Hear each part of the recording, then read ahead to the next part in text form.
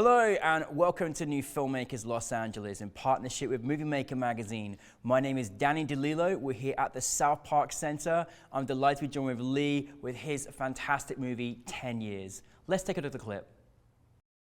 Hey, Jojo. I was just calling to find out if you were coming to Lizzie's party. I haven't heard back if you were coming or not.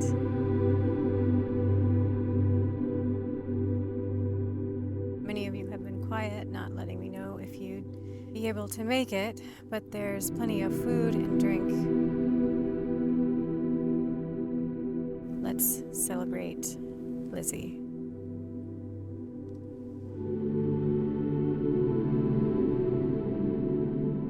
Lee, thank you so much for firstly being here and welcome to the New Filmmakers LA family. We'll never let you go. Listen, I just want to say thanks so much for making 10 years. It's still sitting in my mind. It's still sitting in my heart. I'm still captivated by what I saw. But for those that haven't seen it, tell us a brief synopsis. Yeah, sure. So 10 Years is about a woman who's setting up a birthday party in a park for her 10-year-old daughter, but nobody's showing up, not even the 10-year-old daughter. And she's desperately trying to invite friends and family to join her. Oh, I mean, so much feelings in this film on so many different capacities, and I think as an audience member that watched it, my heart was racing and my mind was running wild, and I just had so much empathy for what this character was going through, because no one could possibly comprehend what that feels like unless you've been through it. Hard story, but a lot of truth in it, and sadly a lot of people have experienced this. Where did the inspiration behind 10 Years come from? Well, it's a story about loss and denial of that loss. And a friend of mine was coming to town, who's an amazing actress, and she said, "Hey, you're gonna be around next week, want to grab some coffee?" And I said, "Do you want to make a movie?" And that was a response, Lee? That's brilliant. Yeah.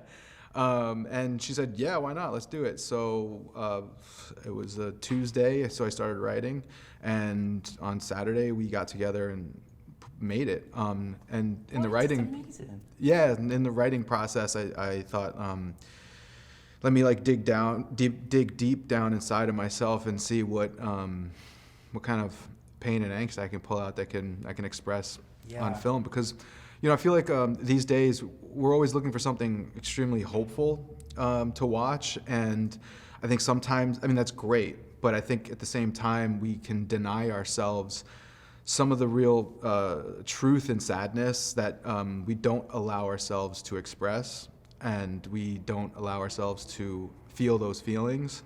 And that's partly what the character's going through in this story.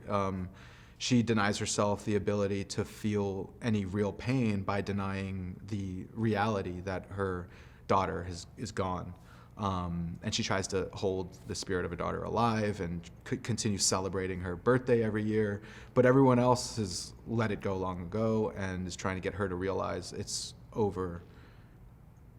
You can't do this anymore. How do you move on? Yeah.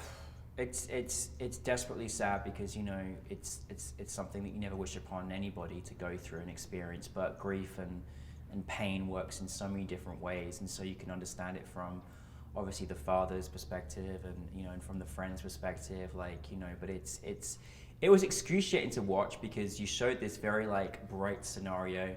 It's in a park, it's a birthday party, it's for a 10-year-old, it should be joyous, but obviously she's in having self-denial about this whole experience, and I was just amazed that something so bright and cheerful was you obviously had a very eerie and sad twist to it. I just thought those contrasts you did were very, very clever, how you did that.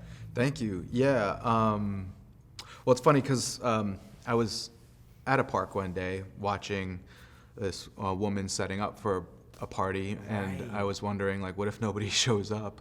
But you want to have a beautiful, wonderful day, and you won't let anyone else kind of stop that. There's a sadness to that, and there's this contradiction in that of in that sadness and not allowing it to actually exist. Yeah, no, exactly. Well, I just want to go back, Lee, because listen, I did not know that your friend said, can we have coffee? And then you said, no, can we make a movie? Any filmmaker out there, that's amazing. Like, if someone offers you coffee, say, let's make a movie. Like, I just love that. I love that that was the inspiration. And I just want to say, I thought, you know, your friend, the actor was just amazing. Like, she really did captivate. I felt all of her pain in her face and her eyes, everything she gave us. How, for you as a director, did you work with her? What's your process, especially when the stakes are that emotional and high? Yeah, I mean, well, first off, she's just phenomenal. And I've worked with her a long time ago, like around 10 years ago, and always wanted to work with her again. And so working with her on this, I knew that she could bring this drama to the story, and I knew that from the beginning. I wrote it for her, knowing that. She comes from a strong theatrical background, and I know that she can hold the story on her shoulders. You know, it's really just focused on her for the entirety of it. So working with her, I don't know, she got it. She understood the character. It's a simple story, and you know, it was just really about playing on this denial, and just trying to celebrate when maybe this shouldn't be a celebration at all. Yeah. And she actually, we shot it on a Saturday. She woke up that morning and her back was just not working. She laid in bed. She texted me like, I can't get out of bed. So it was astonishing that when we did get to set that she could even like dance. Because there's like a whole little like dance sequence, and that's a trooper right there. And I could not believe, like, you would never ever know while watching it that she's like fighting this pain going through her back. But she did an incredible job. Yeah. I mean, watching that sequence, like, you would never have believed anything was going through, and she's okay now, hopefully. Yeah, she's good. God bless her. You know, I feel about to get an emergency chiropractor out or something. But no, people don't always know sometimes that you have to, as an actor, you got to put things aside to, like, you know, come through. But I'm glad that, you know, she came through that time. Also, as well, like, I love that you know. I mean, how does it work for you as a writer when you're just like, I mean, that was a great idea and you wrote that in a matter of like, what, days? Like, I mean, my goodness. Yeah. I mean, there's a lot, you know, we always have like so many different ideas flowing through our heads, and like it's just about like latching onto one and just figuring out how exactly that one's going to work. And I honestly, it really wasn't until I was at the park that one day and I just saw this woman setting up this little party and thinking like, oh, that would be interesting if someone was setting a party up for the person that it was for that couldn't even come themselves. That's so crazy. I mean, speaking of actually party and location and doing this in a park, like, it's hard enough setting up a party in a park anyway. I've done it before, let alone filming one. Like, what how was that experience? And it was tricky because we didn't have any permits, and don't tell anybody. We didn't have any permits, but we found a really nice spot that was pretty quiet and like tucked away, and we were kind of a little concerned that maybe we would be kicked out or whatever, but it was like 3 to 4 of us essentially hovered under a pop-up tent, and the trickiness of it all was us being a crew of 3 to 4 with so many kind of deceivingly like a lot of moving pieces, because the way I wrote it, where there was like these like jump in times to as this progression of the party is being set up, and then realizing, oh, we don't have a production designer or a props person to move all these things, but we've got to know like when we're gonna like jump forward and, you know, shoot in this direction or that direction, and then load up these tables with things as we move along, and also scheduling all the different actors that were going to be around in the day for like only this hour or only this hour, and also not having a kid actor until the day of. Of course, and then scheduling them in. So, and then while the sun is also going down, and then realizing, you know, well, when the sun does set, maybe we'll jump in for the inserts when there's no more sunlight, and we can just put a light up and fake it. So in the terms of start to finish, because I'm still fascinated how quickly you made this film, because sometimes it can take a little longer, but I think you've really shown the epitome of what it's like to actually, let's go out there and do it and make it happen. How long was that process from like writing the script, obviously you filmed it in one day, and then post-production, like how did that all kind of... It was about four days from writing to shooting. And only partly because, a huge part because of basically my confidence in like I own a lot of the equipment, and I've been doing this for 15 years, so I know like what I can and can't do and how quickly we can move. So like I DP'd it, I shot on my camera with an anamorphic lens that I built myself. Wow. So it was like, and then with my wife, who was also the producer and a script supervisor and AD, and solid props team. person and like production design. Yeah. So it was like we knew how to wear these hats. We knew that it was a tiny little shoot with some ambition that we could pull off. I'm also, I mean, listen, I know you did it very quickly, like, and really well done for making such a great story in a short period of time. But what's the reaction been like? I mean, we certainly loved having it, at our film festival, but has there, I mean, there's probably been, I know it came from the example of seeing this party in a park, but like, there's a lot of self-reflection, appreciation, morality, loss, all those things that float through your mind as an audience member.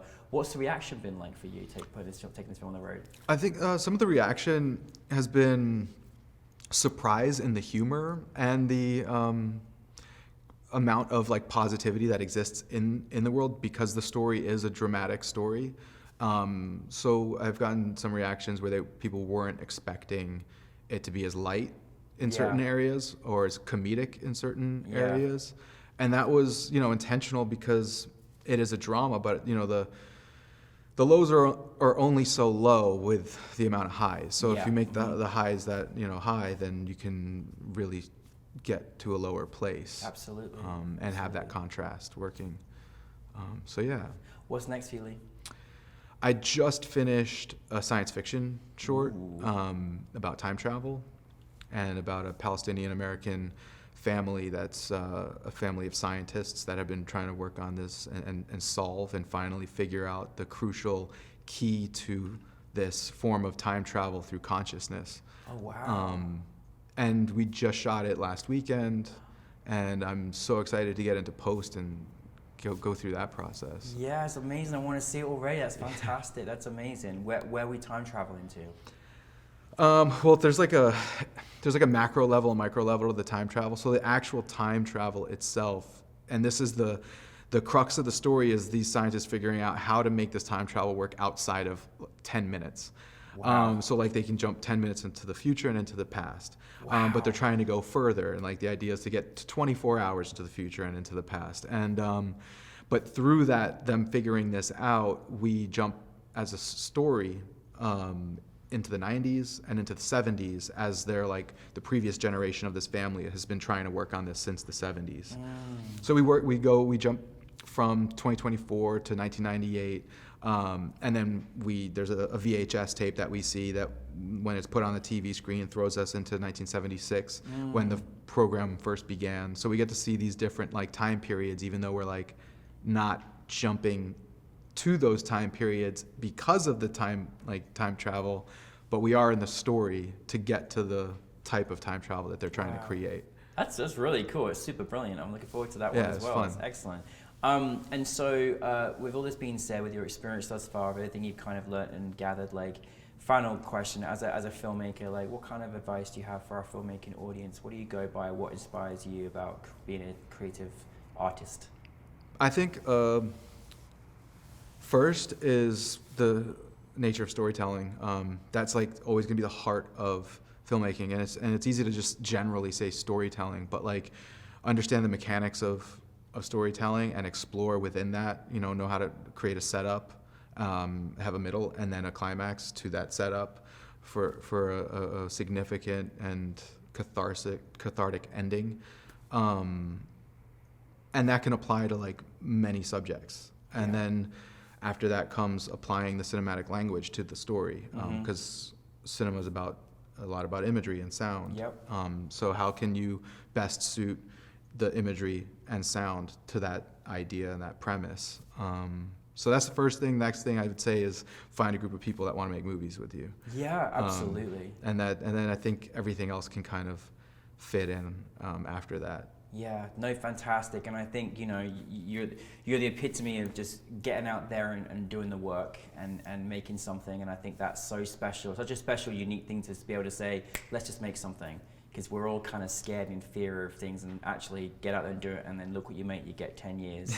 So listen, so proud of you for what you've done with this film. You know, So Many Layers is such an important film, and so thank you for sharing it, but really appreciate you, and welcome to the New Filmmakers family. Yeah, thank you for having me. Thank you, everybody.